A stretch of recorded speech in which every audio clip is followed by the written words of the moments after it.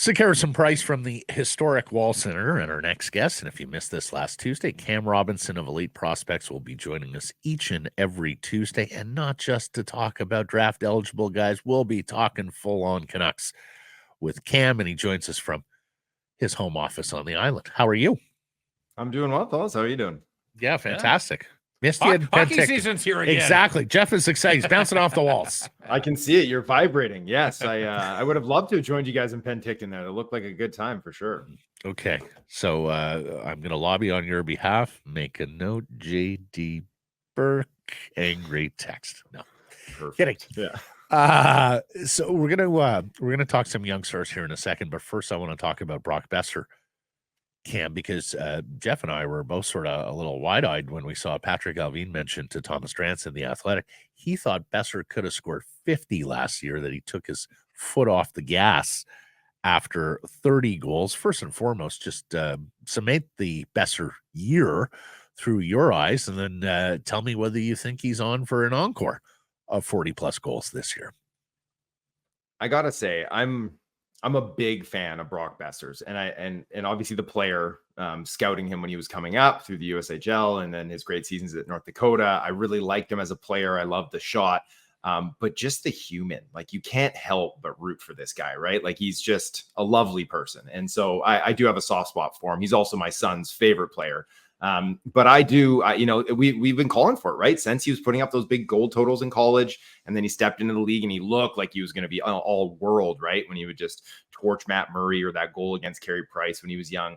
And so I think this was a long time coming, the 40 goals. And I don't think Alvin's out to lunch when he said that he could have scored 50. For a minute there, he was on pace for it too, right? Like a good chunk of the way through the season.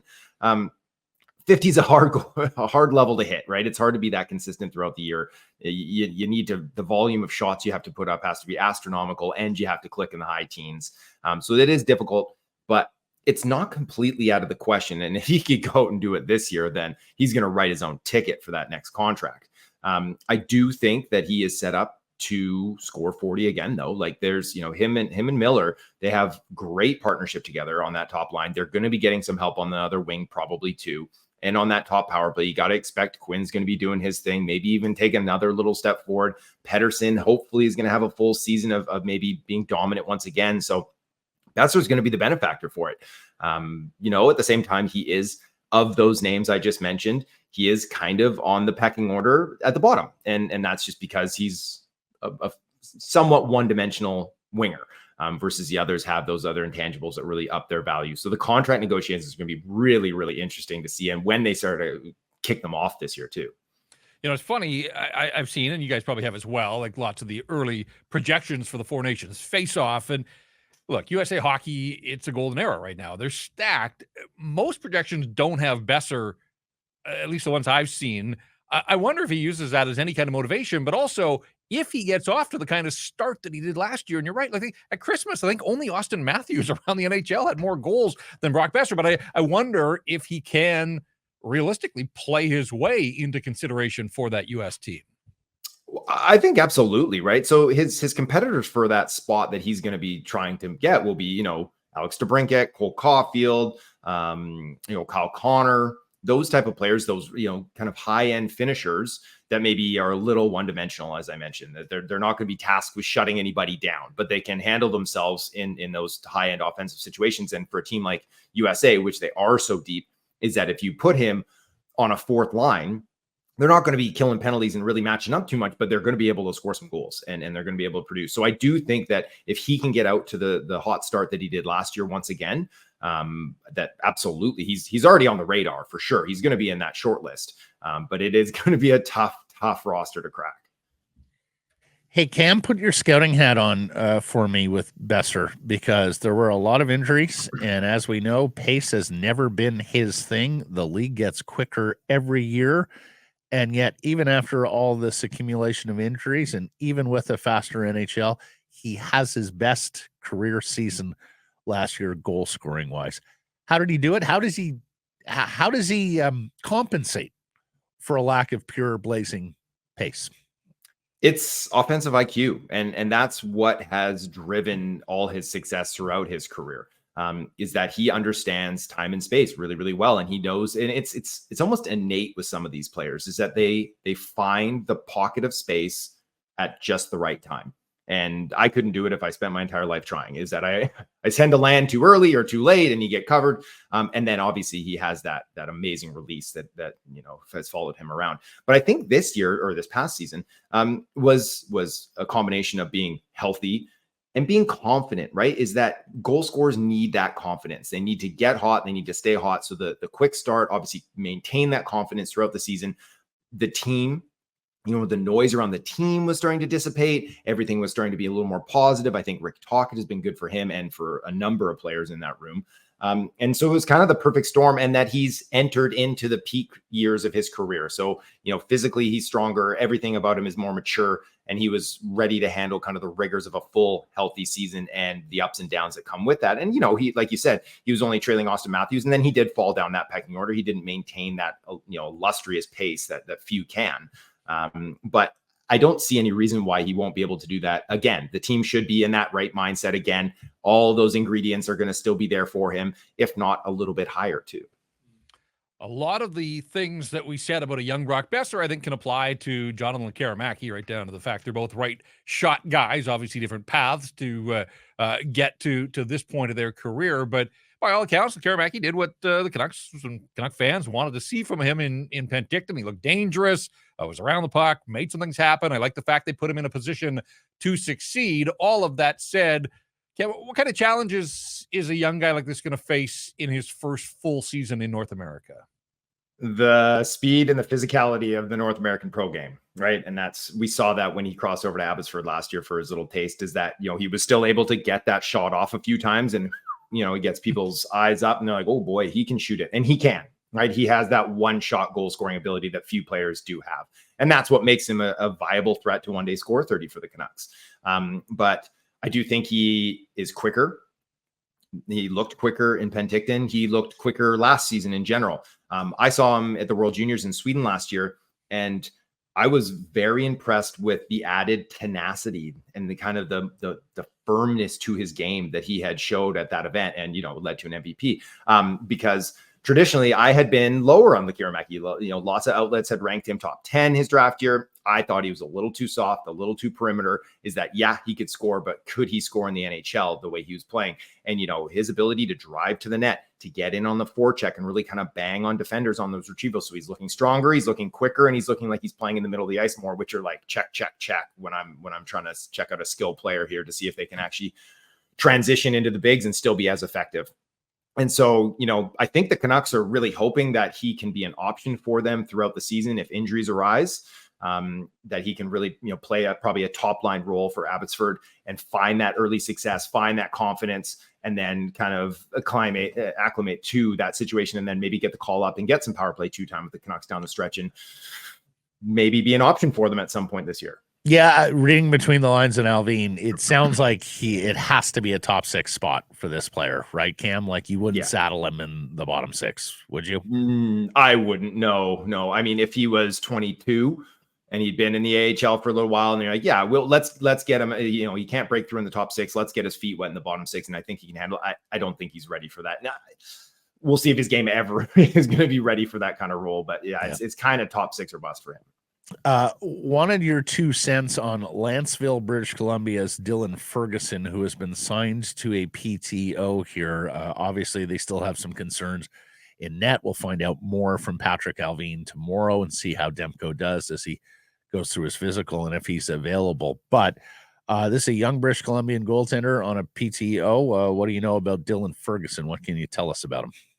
I know that he's a great guy. Like, so, being on the island here and working with some of these people, some of these camps, is that I know someone who's worked with him for years, like when he was a teenager coming up, and just like rave reviews about him as a human, like that he's a hard worker. So he's kind of the perfect player that you want to bring in on a PTO, because he's not going to ruffle feathers. He's going to do it. He's going to work hard. He's going to, be out there with the boys. He's going to keep the attitude light. The energy's high. And, he's had some success at the AHL level and with the Sens there. He was pretty good in the KHL, despite him probably being good enough to be in the AHL or be kind of that platoon 2-3 guy moving up and down. So hopefully, at the very least, this opportunity gets him a contract over here, right? Whether it's the most likely an AHL contract. For Vancouver, that goaltending situation is going to be the talking point for a while here. So just to have him there and to know we have enough bodies to run camp, to run scrimmages, and to do everything that you need those goaltenders, those healthy ones there. Then that kind of takes a little bit more pressure off of Demko. I'm sure they wouldn't put him in a situation to injure himself again. But yeah, I think that just bringing him in alleviates a little bit of that pressure too.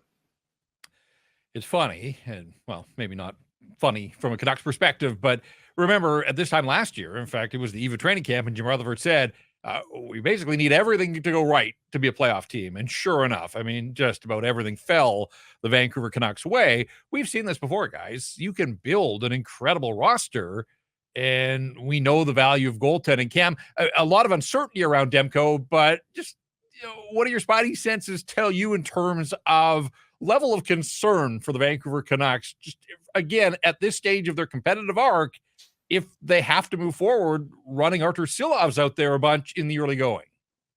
That would be a concern for me. I like Silovs. I think that he, caught lightning in a bottle. I think he's a big game player. We saw it with Latvia at the World Championships. We saw him in the playoffs last season.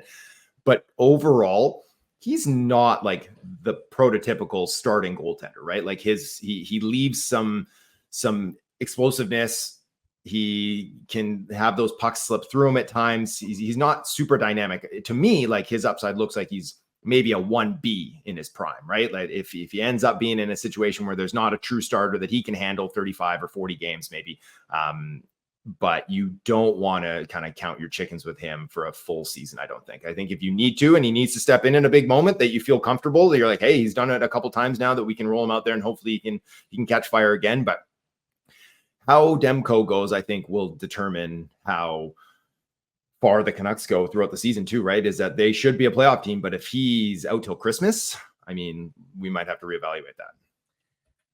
Cam Archie-Bains, he was a catalyst in the comeback victory for the Young Stars on Sunday. He was at it again on Monday against the Flames Young Stars. He, of course, played NHL games last season, was an AHL All-Star. I think it's fair to say he goes into training camp as an underdog or a longer shot to make the team. But what's your sense? Do you think that he can leapfrog the likes of Nils Aman, Phil DiGiuseppe, maybe even Sammy Blais if he gets a contract off the PTO and be a Vancouver Canuck on opening night? I think it's plausible. It could happen. I think, the fact that he was at Young Stars is telling as well, right? Where they don't usually put players that are going to legitimately contend for a roster spot that are 23, 24 in a tournament like that. That said, like you said, he played NHL minutes last year, so he has the ability to come up and play. I think he's more like, we talk about Lekkerimäki. If there's an injury in the top six, maybe he's the guy if he's going well down there. If there's an injury in the bottom six, it's Bains who's coming up, because, he looked like a pro at an amateur event there in Penticton, as he should, right? He's turning 24 in a couple of months here, but the tenacity, very evident.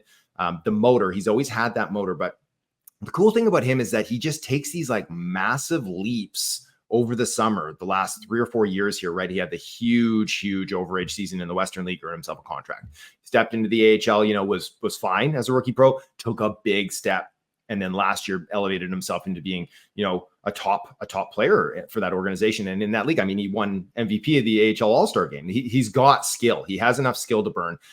What really impressed me, though, was his playmaking in Penticton. He was using some really nuanced passing plays, area passes, subtle hook passes, drawing coverage with kind of that gravitational pull and then chipping a little punch pass over into the middle of the ice into a streaking player. So the vision, the touch, the confidence with the puck, again, at a prospect tournament, is that if he wasn't doing those things, you'd be like, this guy's not an NHL. He doesn't have an NHL future. But he was. So that's promising. I do think that there's a middle six future for him if things break right. And the number one thing for me to break right is that he needs to up his speed level a little bit more. I think that that's continuing to improve, but it needs to get harder. And he basically needs to be a dick out there all the time. And he has to be on the forecheck. He has to be hard all the time and then chip in with the offense when it comes. But if he's not bringing that offense, it needs to be hard to play against, because that's the role that he'll have to fill one day. Go ahead, Jeff. Well, I guess one of the questions I had, but I think Patrick Alvin may have tipped his hand in the interview with Tom, was Athanasiou finished strong last season on the wing, but this is an organization that doesn't have much down the middle after Elias Lindholm elected to test free agent waters and ultimately sign in Boston. Look, the Ratu story has been told. There's been lots of twists and turns. It feels like this guy should be 25, Cam. Yeah. He's still 21. He doesn't turn 22 until November. So there's runway here. Is it the right course for the Canucks to get him back in the middle? Do you project him if that is, if he's going to make it in the NHL? Can he be a centerman? I've never projected him down the middle, even going back to like his draft -2 when there was like, hey, maybe this guy could be the first overall pick when that hype was still there. And that was purely on foot speed, right? Is that he has all the ingredients, he has physical tools, he has awareness, but the foot speed has been a major issue for him. And similar to Baines, it's been getting better incrementally. And he looked quicker, he looked stronger in Penticton there. Stronger along the boards. These are the type of things you want to see. And he was creating with his speed and with his net drives. Another player who's clearly looking for NHL minutes this year, but you're right, is that the pipeline down the middle, it is not deep. And so when they made that trade for Horvat, I'm sure they looked at him and been like, this can be a potential middle six center for us long term. So I think that they would very much like that if they could keep him in the middle and he could show that he can thrive there and actually produce and run things. But if the feet aren't there, the feet aren't there. You need to be able to skate to play the middle of the ice, and you can get away with it a little bit more on the wing. So, I think he will be an NHL player. We'll see if it's a quad A guy or if it's someone who can handle regular minutes for a nice 10-year career. But I think he will play a handful in the NHL for sure. And then, it's kind of going to be up to him can you get that skating up? Not everybody's going to be a burner, but I think he can get it to average where he could be a third line center, and that would be okay. Vilmer Ulrichsen had a big weekend. He's a big dude, obviously. Is he any more than a curiosity? Like, I have to say, when I saw him at summer camp here, like at 6'6", he stands out, obviously, especially at a prospects development camp. Going back for another season in the Ontario Hockey League, they took a flyer on him based on his size, I think. Is there anything there? I mean, there's something there. There's a lot of it. He's a big boy and he's got good hands. I've always really liked his hands in tight. He's got that little at the side of the net where he can pop out the power move and move it quick and get it up. He uses his frame. He's starting to figure out how to use his frame a little bit better, which is going to be like crucial, right? Is that with that frame and with that length, is that he must maximize it because again, he's not a burner. He needs to leverage every inch that he has out there. So I think he has enough offense to potentially contribute a little bit from the bottom of the lineup. That he's a bottom six future if there is one. But enough size and enough skill and enough reach that you could see him handle NHL minutes one day and maybe be that net front guy on the second power play unit. But with guys this size and without the pedigree and without the high end skill, is that you're looking at this. He might end up doing it with team number 2 or team number 3 when he's 25, 26 or something like that, right? Head back to Sweden, maybe pop, and then he comes back over, right? So who knows what the future holds for him, but I'd say it's probably a very long-term project. He weighed in at 237 pounds at Young Stars. Our buddy Dave Hall from Canucks Army said he looks like a linebacker. I said, no, Dave, he's outgrowing linebacker. He's up to defensive end at this stage. And let's hope he doesn't get to defensive tackle because that might be a little too much weight for the NHL or for hockey in general. Cam, marvelous stuff. Thanks for this, my dude. We'll talk next Tuesday. Looking forward to it. Take care, boys.